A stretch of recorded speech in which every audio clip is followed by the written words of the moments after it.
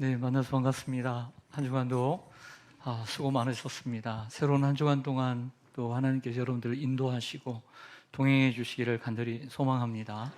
우리 서로 인사하겠습니다. 만나서 반갑습니다. 축복합니다.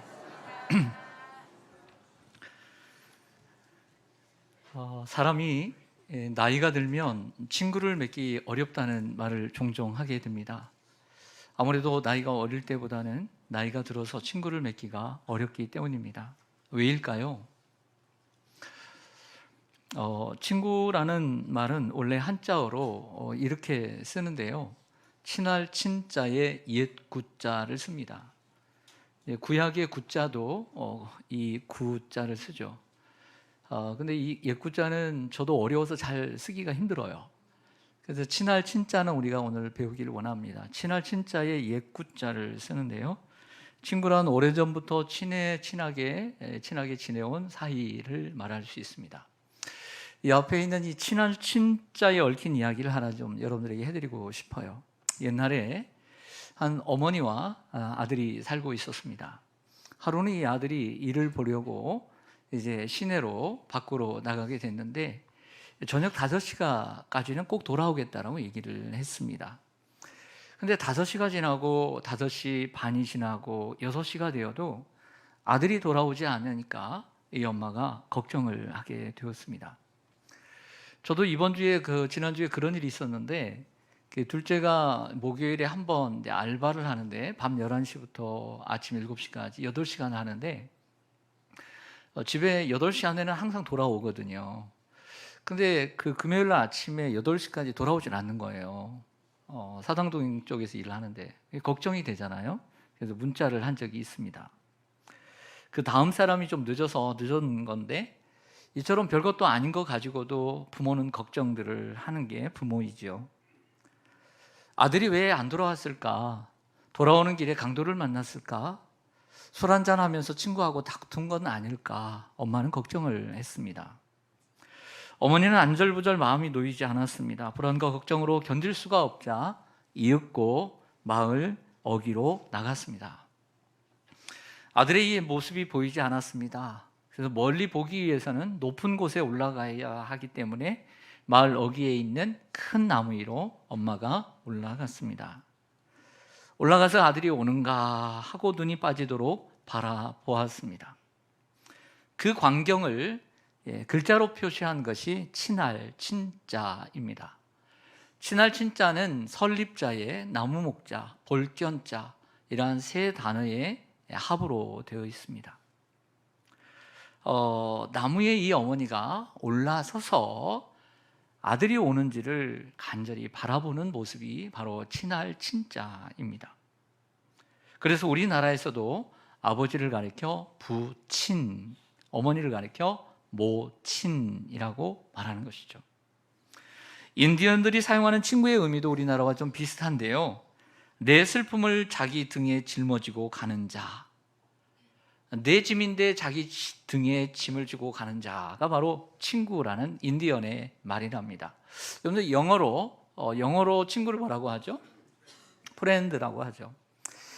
이 프렌드 친구의 옛 영어는 프레온드라고 얘기합니다. 프레온드입니다.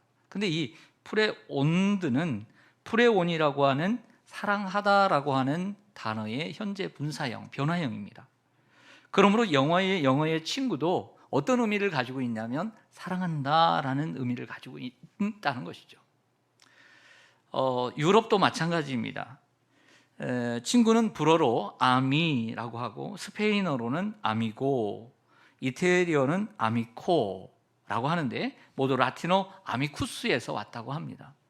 이 라틴어 아미쿠스는 사랑한다라고 하는 뜻의 동사 아마레에서 유래했다고 해요. 그러니까 미국이나 유럽 모두가 이러한 사랑한다라고 하는 의미를 담고 있는 친구라는 단어를 사용하고 있다는 것이죠. 그러고 보면 우정이야말로 오래된 사랑이라고 할 수 있습니다. 다시 처음 질문으로 돌아가겠습니다. 처음 질문이 뭐였죠? 나이가 들면 친구를 잘 사귀지 못하는 이유입니다. 간단합니다. 계산하기 때문입니다. 어릴 때는 계산하지 않고 친구를 사귀고 친구와 놉니다. 그래서 옛 친구가 좋은 것이죠. 허물이 없고. 그래서 나이가 30대, 40대 되면 이제 동기들을 만나게 됩니다. 초등학교, 중학교, 고등학교 동창들을 만들면서 누구나 쉽게 야야할 수 있는 이런 친구들을 만나기도 합니다. 우리는 어릴 때 사귀었던 친구를 깨복쟁이 친구라고 얘기를 하죠. 오랜 시간 함께 하다 보니 가까운 친구가 되었습니다. 그러나 나이가 들면 이런 말이 있잖아요. 어릴 때는 연애하기가 쉽다. 근데 나이가 차면 연애하기가 어렵다. 눈도 높아지고 그리고 결혼할 대상을 찾다 보니 어려운 것처럼 친구도 그런 것 같아요.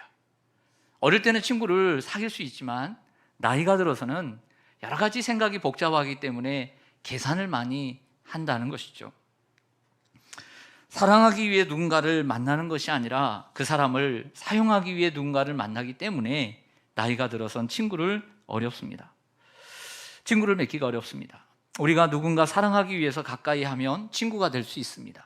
그런데 내가 저 사람을 어떻게든지 이용해야지, 저 사람을 어떻게 사용해야지, 나의 유익을 위해서 어떻게든지 이용하려고 할 때는 처음에는 그 반대 친구도 저 사람 참 좋은 친구다. 나에게 관심을 가져주고 밥도 사주고 시간도 같이 보내주네. 구경도 같이 가고 이렇게 말할 수 있어요. 그러나 그 사람의 속내가 드러날 때 저 사람이 날 이용하려고 저렇게 친구가 되려고 했구나 라고 하면 그때부터는 친구가 안 되는 거예요. 사랑하기 위해서 만나면 친구가 될 수 있지만 사용하기 위해서 만나면 친구가 될 수 없는 거예요.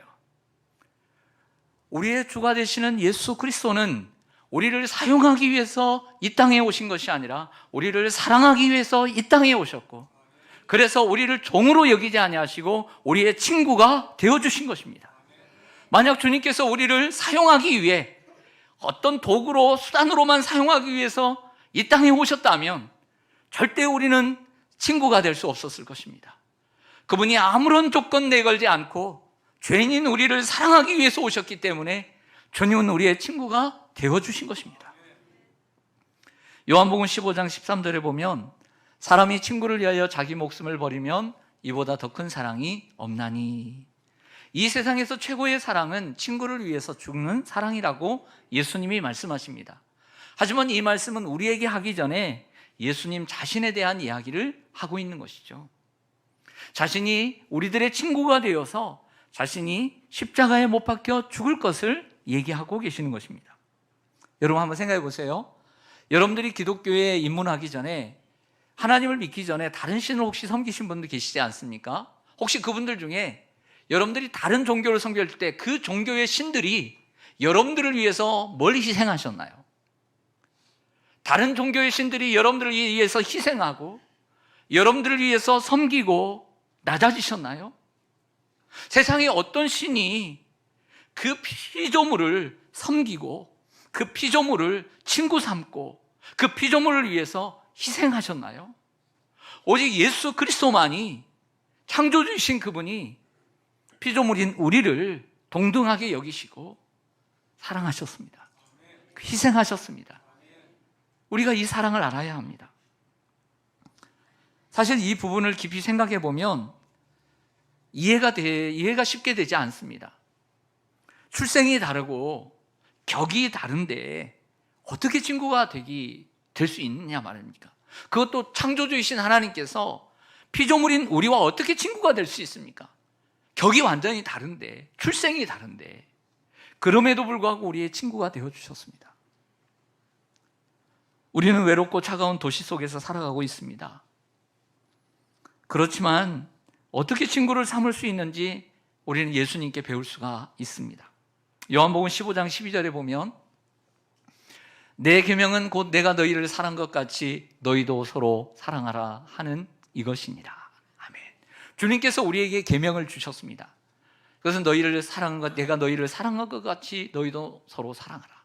이 계명을 우리가 뭐라고 하죠? 이 계명을 요한복음 13장에서는 새 계명이라고 예수님께서 이름하셨습니다. 요한복음 13장 34절 같이 읽겠습니다. 시작. 새 계명을 너희에게 주노니 서로 사랑하라. 내가 너희를 사랑한 것 같이 너희도 서로 사랑하라. 아멘. 이 계명이 새 계명입니다. 구약에 옛 계명이 있습니다. 그런데 예수님께서 세우신 새 계명은 서로 사랑하라는 거예요. 제자들에게 말합니다. 너희가 서로 사랑하라. 성도들에게 얘기합니다. 너희가 서로 사랑하라. 모든 교회 성도들에게 얘기합니다. 너희가 서로 사랑하라. 그런데 그러고 난 다음에 사랑의 방법을 가르쳐 주셨어요. 그 사랑의 방법이 무엇일까요? 요한복음 13장 34절에 답이 있습니다. 그 방법, 뭐뭐같이, 뭐뭐처럼 이런 단어가 들어있겠죠. 뭘까요? 내가 너희를 사랑한 것 같이. 이게 방법이에요. 예수님이 우리를 위해서 희생하고 사랑한 것 같이 너희도 서로 사랑하라. 진정한 사랑을 실천하는 길은 주님이 우리를 사랑한 것 같이 사랑하는 것이다 라고 성경은 말하고 있습니다. 이러한 예수님의 방법은 예수님이 자신의 육신의 몸을 입고 이 땅에 오신 것을 성육신이라고 합니다. 이건 성육신의 방법과 같습니다. 자기를 비워 사람들과 같이 되고 종의 형체를 가지고 사람의 모양으로 이 땅에 오셔서 사람과 같이 되셨고 낮아지셨습니다. 자기를 비우셨습니다. 우리가 친구를 대하기 위해서는 어떤 내가 저 사람보다 높고 나이가 높고 아니면 지식이 높고 아니면 소유가 높고 격이 높아도 그 사람의 자리까지 내려가서 더 내려가서 그 자리에 섰을 때 그 사람을 이해할 수 있는 것이죠. 예수님은 우리를 이해하기 위해서 내려오셨어요. 계속 내려오셔서 우리와 같이 하셨습니다. 그래서 친구가 될 수 있었던 거죠. 우리가 누군가를 친구가 되기 위해서는 내 입장에서만 계속 바라보면 친구가 결코 될 수가 없는 거죠. 그 사람의 입장에 내려가서 바라볼 때 함께 친구가 될 수 있는 것입니다. 사람들은 보통 친구를 사귈 때 뭘 보고 친구를 사귀죠? 만약에 여러분들이 새로운 친구를 사귄다, 여러분들에게 자유권을 드린다면, 선택권을 드린다면 어떤 조건으로 친구를 삼겠어요? 일단 멋진 남자겠죠. 키도 크고. 네. 일단은 뭐 멋있어야 되겠고, 또 지식도 좀 비슷해야 되겠고, 소유도 좀 비슷해야 되겠고, 격도 좀 비슷해야 되겠고, 이런 사람들을 선택하지 않겠어요? 그러나 예수님은 우리와 공통점이 하나도 없어요. 공통점이 하나도 없는 가운데서도 죄인인 우리를 친구 삼아 주셨습니다. 이 어찌 감사하지 않을 수 있습니까? 예수님은 이 땅에 오셔서도 그러한 삶을 실천하셨습니다. 죄인과 세리와 창기들의 친구가 되어주셨어요. 그 죄인들과 창기들과 세리들과 자꾸 만나고 식사를 하고 하니까 바리새인들이 더 싫어했던 것입니다. 사랑하는 성도 여러분, 여러분에게는 몇 명의 친구가 있습니까? 친구로 할 수 있는 친구가 몇 분이 있습니까? 그리고 그 친구들은 뭐 하는 분들입니까? 만약에 여러분들 친구들 중에 의사가 있다고 합시다. 자랑할까요, 안 할까요? 하죠. 판사가 있다고 합시다. 할까요, 안 할까요? 유명한 연예인이 있습니다. 여러분들 자부심이 있겠죠. 내 친구야 라고 말할 수 있을 것입니다. 그렇다면 여러분 가운데, 여러분의 친구 가운데 예수님 같은, 예수님을 친구로 한 분 삼는다면 얼마나 좋을까요? 그런 분이 있으면 좋지 않겠습니까? 제가 본 영화 가운데 참 인상 깊었던 영화가 있어서 여러분들에게 소개를 합니다. 이 영화 포스터인데요, 언터처블 1%의 우정이라고 하는 것입니다. 뭐 영화관에 가서 본 건 아니고요, 집에서 봤습니다. 여기 휠체어에 앉아 있는 백인과 그리고 그 뒤에서 휠체어를 밀고 있는 한 흑인의 이야기입니다. 이 영화는 실화를 바탕으로 만들어진 2013년도에 개봉한 프랑스 영화입니다. 내용은 이렇습니다. 지체장애가 있는 부자 필립과 그리고 자유로운 영혼을 가진 이 백수 드리스 간의 우정을 그리고 있습니다. 둘의 첫 만남은 이렇습니다. 백수 드리스의 이 드리스는 직업 의식도 없이 이 한 사람, 지체장애자를 돌보는 이러한 직업에 문을 두드리게 됩니다. 필립은 많은 지식이 있고 여러 자격증을 소유한 많은 다른 지원자보다 자신을 친구처럼 허물없이 막 대하는 이 드리스를 간호원으로 채용을 하죠. 다른 사람들처럼 얼마 하다가 그만두겠지라는 필립의 비아냥거림에 오기가 발동한 드리스는 열심히 일을 하게 됩니다. 함께 생활하고 함께 서로에 대해서 알아가게 되면서 진정한 친구가 되어가는 과정을 그리고 있습니다. 이 언터처블은 쉽게 친해질 수 없는 두 사람이 친구가 되는 방법에 대해서 우리에게 보여주고 있죠. 어울리지 않는 두 사람은 어떻게 친구가 되었을까요? 필립은 자신을 불쌍히 여기지 않고 대하는 드리스가 너무 좋았던 거예요. 항상 많은 돈을 주지만 전문 의료인들은 자신을 환자로 바라보니까. 그러니까 이 필립은 자신의 마음을 솔직하게 내놓을 수 있는 친구가 필요했던 거죠. 이런 친구. 여러분들에게 많은 친구가 있지만 여러분들의 정말 속마음을 다 드러낼 수 있는 친구가 얼마나 있습니까? 필립은 돈은 많지만 항상 휠체어를 타고 생활하고 늘 보호받아야 할 대상으로 취급받는 삶이 지겨웠던 것이죠. 지겨운 일상 가운데 환자가 아닌 대등한 한 명의 사람으로 대해주는 드리스가 기뻤던 것이죠. 드리스는 답답해하는 그 필립을 데리고요, 그 추운 새벽에요, 휠체어를 끌고 강바람, 바닷바람을 쐬어줍니다. 그리고 피지도 못하는 담배를 함께 피워주기도 하고요, 피도록 하고요. 자, 이것은 필립을 중증 환자로 생각하는 것이 아니었다는 것이죠. 또한 필립이 펜팔을 하던 여성이 있었습니다. 얼마나 그 즐거움이 컸겠습니까? 연애를 하는데 자신을 돈으로 바라보지 않고 하나의 인격으로 바라보는 그 여자와 함께 펜팔을 하는데 전화번호를 아는데도 전화를 못하는 거예요. 그러니까 하루는 전화가 걸려옵니다. 일부러 받아요. 받아서 바로 바꿔줍니다. 서로 대화할 수 있도록 만들어줘요. 그런 용기를 주기도 합니다. 반면 드리스는 주변에서 사람들이 문제아라고 생각했어요. 그리고 엄마까지도 그 아들을 인정하지 않았습니다. 하지만 필립은 드리스의 생각을 지지해주고 그의 말을 무시하지 않고 귀담아줍니다. 저렇게 키가 큰 그 정말 남자다운 이 드리스는 그림을 얼마나 또 잘 그리는지 몰라요. 그 그림을 그리는 것을 격려해주고 그 그림을 부자 친구들에게 또 팔아주었습니다. 자석의 N극과 S극이 서로 당기듯이 두 사람은 서로 점점 마음을 열고 특별한 친구가 됩니다. 이 영화를 보면서 생각이 듭니다. 세상을 살면서 이런 친구 한 명 있으면 참 좋겠다. 내 마음을 함께 나눌 대상 말입니다. 그리고 세상은 그 친구를 뭐라 해도 그 친구를 끝까지 지지해주고 인정해주는 그런 사이 말이죠. 성도 여러분, 차갑고 외로운 도시 속에서 친구 삼기란 쉽지 않습니다. 더더욱 저와 여러분처럼 세상 물정이 이제 다 쓴맛 단맛 다 보고 그리고 나이가 들어서 친구를 삼기란 쉽지가 않습니다. 그러나 예수님은 우리에게 친구 삼는 방법을 가르쳐 주셨습니다. 따라서 하겠습니다. 내가 너희를 사랑한 것 같이. 네, 이게 예수님의 방법이에요. 너희가 서로 사랑하고 친구를 삼기 위해서는 그 사람을 이용하려고 하지 말고 사용하려고 하지 말고 사랑하기 위해서 나아가라. 내가 너희를 사랑한 것 같이 너희도 서로 사랑하라. 우리가 누군가 사랑하기 위해서 가까이 하면 친구를 얻을 수 있습니다. 하지만 사용하고 이용하기 위해서 가까이 하면 친구가 될 수 없습니다. 계산하지 말고요, 사랑하기 위해서 다가가 보시기를 바랍니다. 그리고 친구가 되어 주시기를 바랍니다. 영국의 기독교 작가 유명한 C.S. 루이스, 여러분들 나니아 연대기도 이 C.S. 루이스가 썼습니다.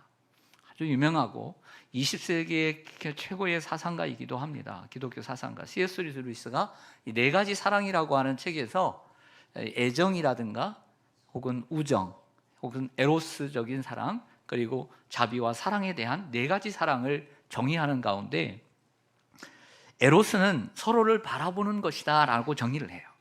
에로스는. 그런데 우정은 나란히 앉아 공통의 관심사에 빠지는 것이다 라고 말합니다. 그리고 그래서 에로스는 사랑 중에 질투를 가장 많이 하는 것. 그래서 에로스적인 사랑은 질투를 하게 돼 있어요. 또한 참된 우정은 질투가 가장 적은 사랑이고, 오히려 같은 관심사를 가진 두 명의 친구가 세 명의 친구, 네 명의 친구로 확장되는 것을 기뻐하는 관계라고 얘기합니다. 그러니까 단 한 사람만의 관계가 아니라 또 다른 공통의 관심사를 가진 사람이 두 사람, 세 사람 더 늘어나는 것을 또 기뻐하는 관계, 이게 우정의 관계라는 거죠. C.S. 루이스가 정의하는 우정은 공동의 비전으로 함께 앞을 바라보는 관계이고, 어깨를 나란히 하고 같은 진리를 바라보는 사랑입니다.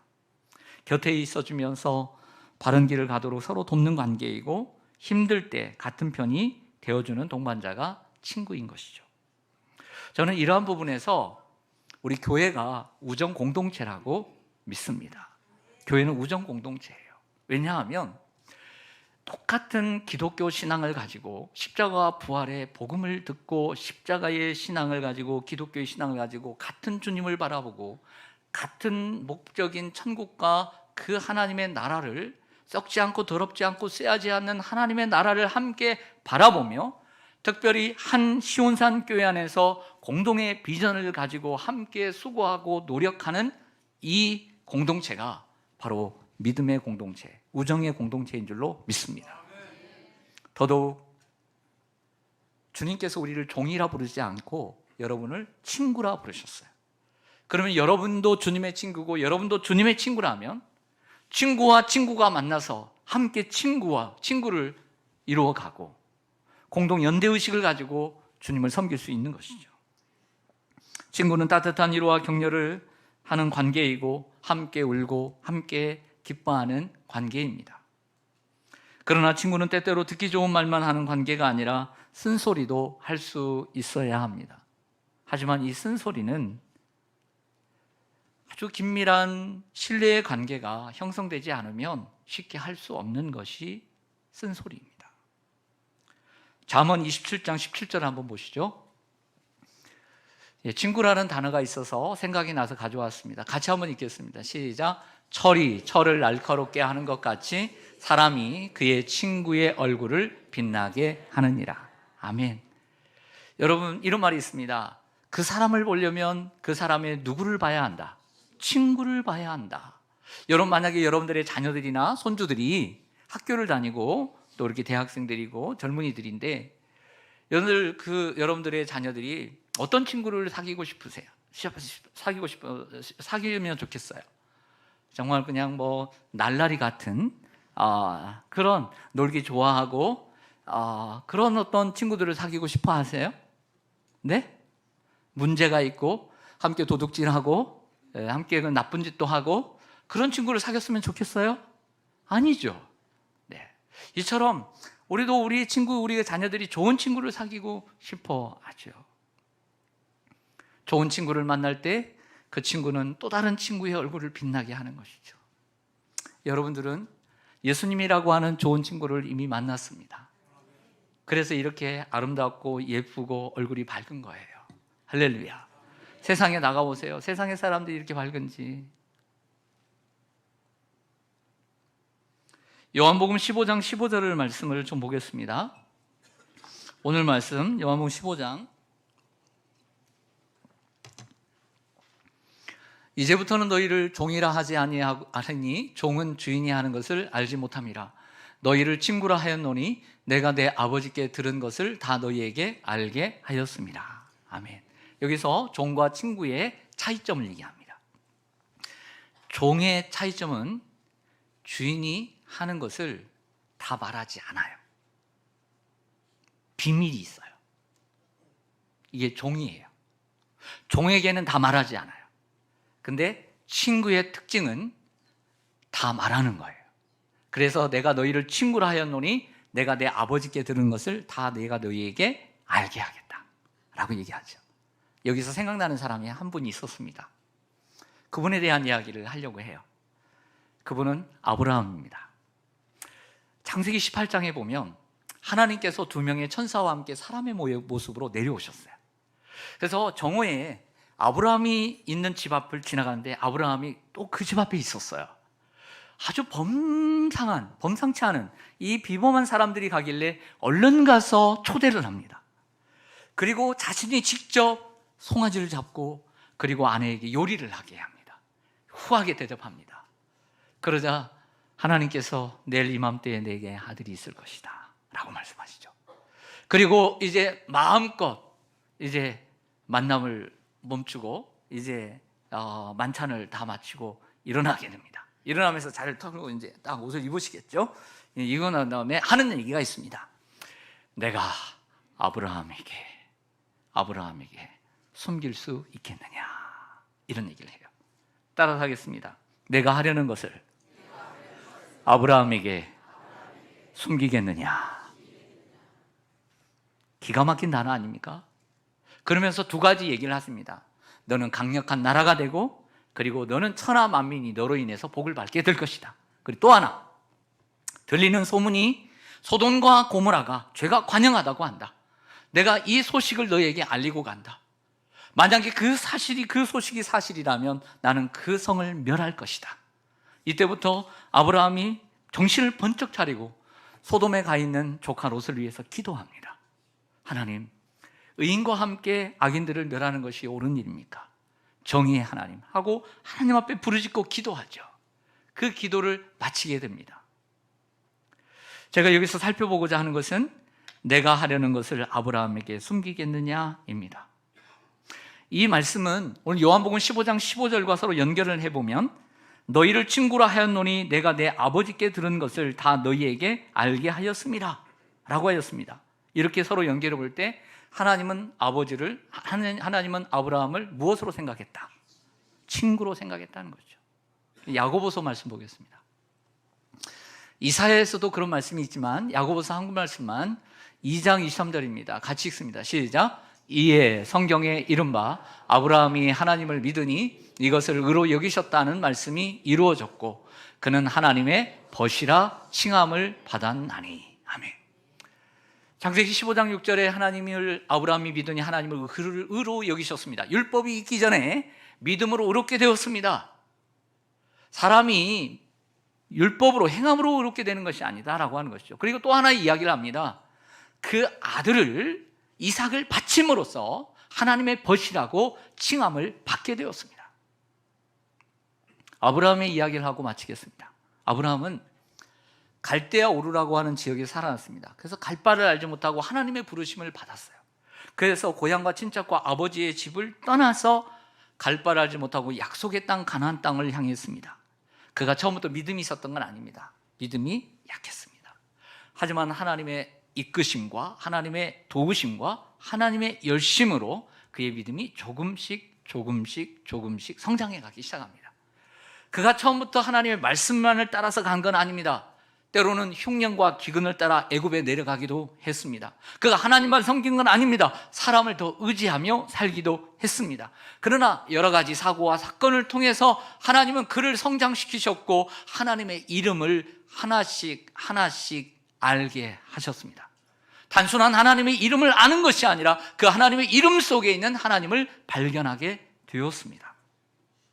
그리고 난 후에 마침내 마지막 하나님의 시험이었던 독자 이삭을 바치게 됩니다. 이 장면에서 그의 믿음은, 아브라함의 믿음은, 그 아들을 아끼지 않고 내어놓는 그 아브라함의 믿음은 하나님의 벗이라 칭함받기에 부족함이 없는 믿음이 되었습니다. 그의 믿음은 하나님의 벗이라 칭함을 받게 되었어요. 친구를 위해서 모든 걸 내어주는 우정의 모습을 아브라함이 보여줬던 것이죠. 아브라함이 아들 이삭을 하나님께 내어주는 장면은 결국에는 저 갈보리 언덕에서, 골고다 언덕에서 하나님 아버지께서 그의 아들 예수 그리스도를 내어주는 예고편이 되었습니다. 요한복음 15장 16절에 오면 너희가 나를 택한 것이 아니요 내가 너희를 택하여 세웠나니 라는 말씀처럼 하나님께서 먼저 아브라함을 선택해 주셨고 그와의 우정관계를 발전시켜 나가셨습니다. 마찬가지로 주님이 우리를 먼저 친구로 선택하여 부르셔서 우리를 위해 죽으심으로 우리를 향한 사랑, 우리를 향한 우정을 확증해 주셨습니다. 우리를 종이라 부르시지 않고 친구라 부르시겠다는 주님은 정작 이 땅에 오실 때 종으로 오셨습니다. 섬기는 종으로 오셨고 벌거벗은 모습으로 십자가에 못 박혀 죽으셨습니다. 우리를 친구 삼기 위해서 말이죠. 부요하신 자로서 가난하게 되시면 가난한 우리로 부요케 하려 하십니다. 종이었던 우리를, 율법의 종이고 진노의 종이었던 우리를 하나님의 자녀 삼아 주시려고, 그분의 친구 삼아 주시려고 자신이 종으로 오셔서 죽으심으로 우리의 친구가 되어 주셨습니다. 우리를 친구 삼아 주신 주님을 찬양합니다. 그래서 진정한 믿음의 사람은 스데반처럼, 야고보처럼 주님을 위해서 목숨을 바치며 살게 되는 것입니다. 우리가 주님을 이용하고 사용하기 위해서가 아니고, 처음에 교회에 나올 때는 복받기 위해서, 부자 되기 위해서, 사업에 성공하기 위해서, 병 낫기 위해서 나왔을지는 몰라도 믿음이 들어가면서 주님을 이용하고 주님을 사용하기 위해서 믿는 것이 아니라 주님을 사랑하기 위해서 믿게 되기를 소망합니다. 그렇게 나아갈 때 여러분도 아브라함처럼 여러분들의 소중한 것들을 들을 수 있는 진정한 친구가 될 것입니다. 그러한 아브라함 같은 진정한 친구가 되는, 그래서 오늘 설교를 통해서 여러분들의 마음속에 주님의 소원이 심어지기를 원합니다. 주님의 신실한 친구가 되기를 원합니다. 특별히 아브라함 같은 하나님의 벗이라고 칭함받을 수 있는 그러한 믿음의 사람이 되기를 원합니다. 이러한 기도의 제목이 오늘 설교의 끝자락에 여러분들의 마음속에 기도의 제목으로 남기를 소망합니다. 아멘. 기도하겠습니다.